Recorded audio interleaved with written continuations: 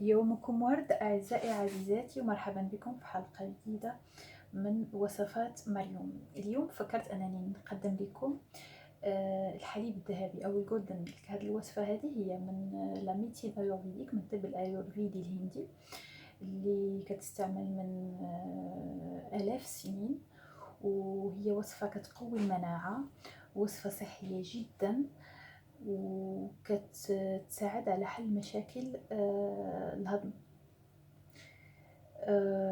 الوصفة عموما كتصايب بالحليب هما في الهند يعني كيستعملوا بالخصوص الحليب ديال البقر، ومن الكركم والخرقوم وشوية ديال البزار.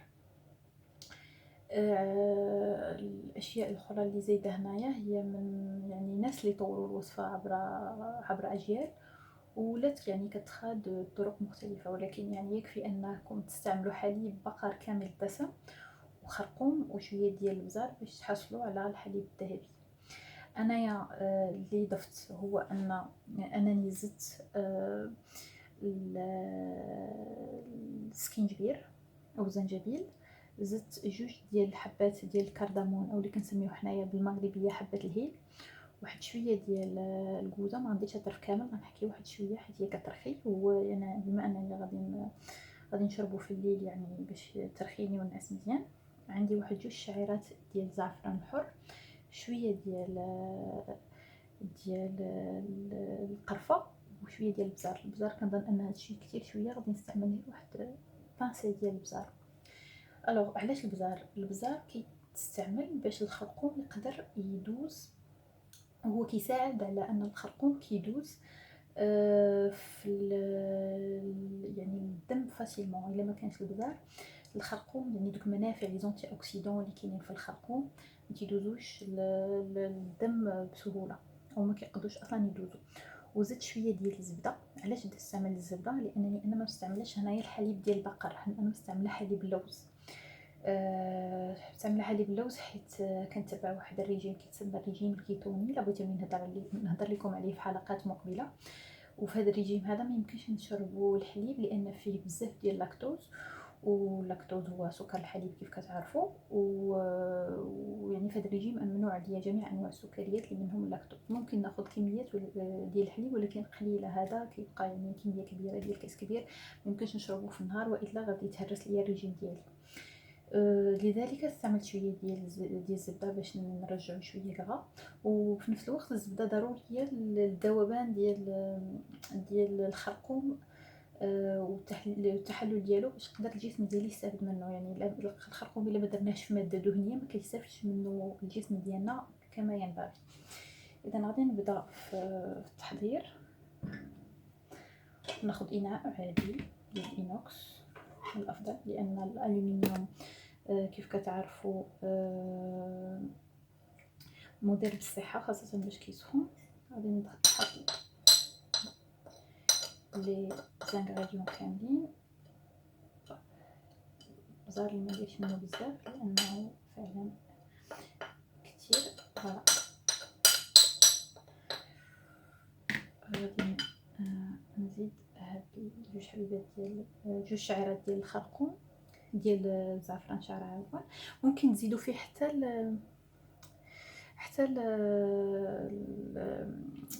لي كلو جيروف، القرنفل، حتى هو يعني مفيد وكيسخن وكيديزانفيكتي. وهاد الوصفه يعني كنصحكم تستعملوها، خاصه في هذا الوقت اللي الفيروس ديال كورونا يعني ينهش العالم وينهش المغرب بصفه خاصه. وهذه الوصفه يعني فريمون كتقوي المناعه. يعني ممكن تحليوها ابخي بالسكر ولا بالعسل، ولكن انا كنصحكم ما تستعملوش كاع السكر. من الافضل تستعملوا العسل، لان السكر كيخفض المناعه بواحد الطريقه انكرويابل. الا بغيتو في شي فيديو اخر نهضر لكم على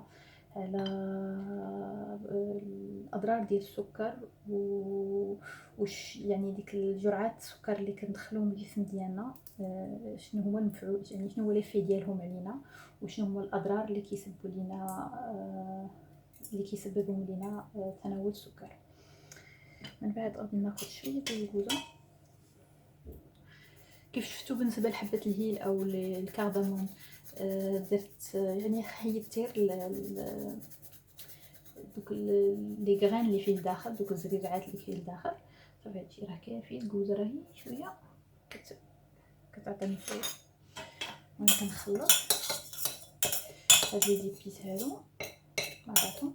ابخي كنزيد الحليب كنزيد شويه باش يعطينا اون بوتيت واحد اون بات سي فولي.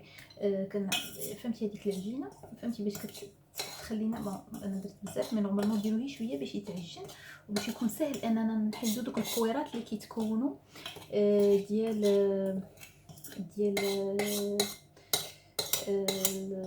يعني ديال التوابل اللي خلطنا.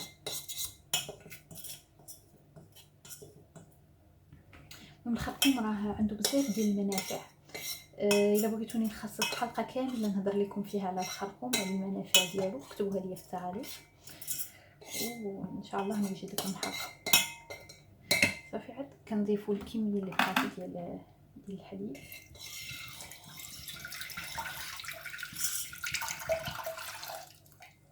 هاد الحليب ديال اللوز انا صايبته في الدار، صايبته يعني في ميزون، ماشي شريته من المحلات. الا بغيتو نصايبو لكم يعني اكتبوها لي في التعاليق وندير لكم حلقه مخصصه لحليب اللوز.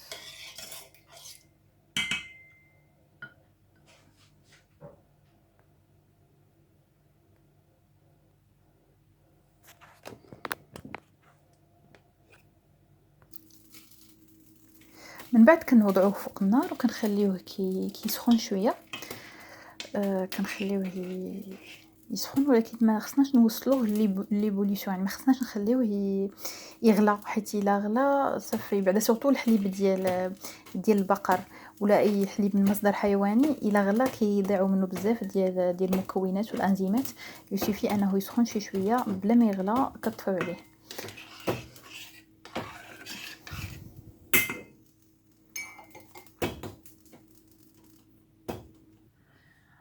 من بعد ما تيسخن الحليب كناخذوا ديك شويه ديال الزبده كنديروها في القاع ديال الكاس. من بعد كنحنوزلو صفاي وكناخذوا الحليب اللي يغلى وفي نفس الوقت ماشي يغلى عفوا اللي سخن بلا ما يوصل لدرجه الغليان، كنصفيوه باش كنخليوه بعدا واحد شويه باش كتحيد باش دوك يعني لي زيبيس كيطلقوا فيه. ومن بعد كنكبوه في الكاس فوق الحليب.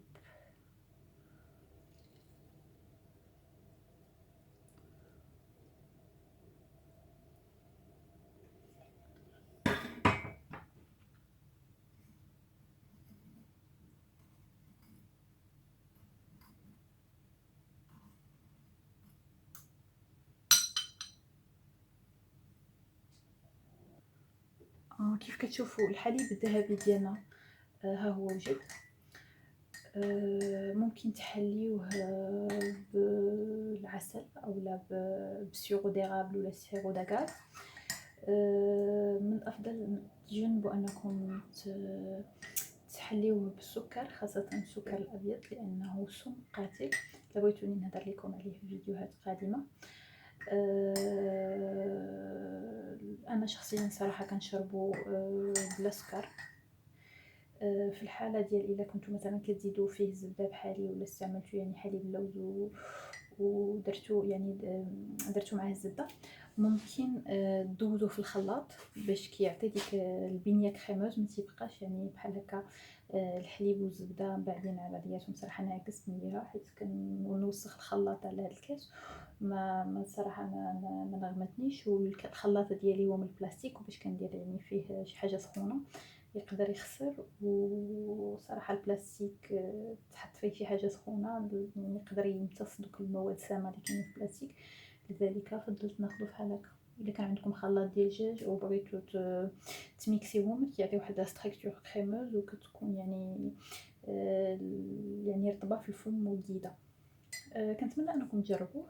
وصفه لذيذه كترخيم. ممكن يبان لكم غريب انكم تاخذوا يعني الحليب مع الخرقوم، ولكن فعلا باش كتذوقوه كي يعني هو لذيذ وريلاكسون وكيخليك ناعس مزيان، كيرخيك قبل النوم، كيقوي المناعة. إلا كان فيكم دورة ديال البرد ولا فيكم رواح ولا كتحسوا بأن عندكم شي التهاب في الجسم ديالكم كيف ما كان، واخا كاع يكون مثلا روماتيزم ولا أي نوع ديال الالتهابات، الخرقوم كيحيد هاد الالتهابات أو كيساعد في التحييد ديالها. ما نقولوش يعني أنه كيحيدها 100%، ولكن كيخمد الالتهابات. ومهم نتمنى أنكم تجربوه، وبصحة والراحة.